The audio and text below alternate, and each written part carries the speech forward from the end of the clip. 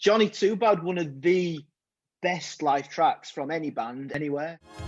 Walking down the road with a pistol in your waist, Johnny, you're too bad. Oh,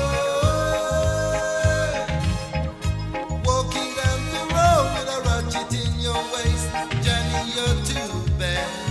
Oh, you're just robbing and stabbing, shooting and shooting, but you're too bad.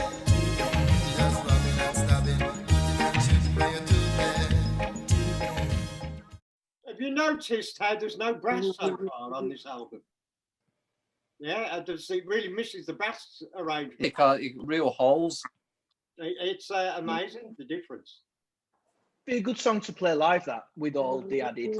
Can I just add that we ought to really pay tribute to the late and great Jackie Mittu, who played on almost all of these original records and then turned up at our studio in Birmingham while we were making this album of ours and just started playing on them all.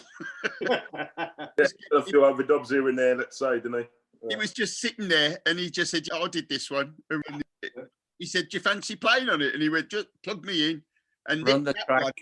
That one, he literally put about 4 or 5 different keyboard layers on.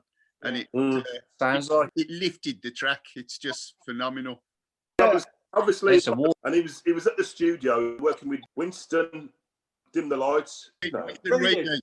Winston Reedy, and like they made them one of the wickedest albums ever.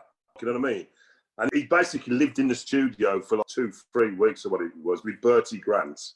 Do you know what I mean? Who helped him produce it. And it was one of the wickedest albums that came out at that time. Do you know what I mean? Musically, just brilliant. But he's obviously a legend. But he's one of the hardest working geezers I've ever met. And he literally lived in the studio until he'd done what he needed to do to make a brilliant record, you know what I mean?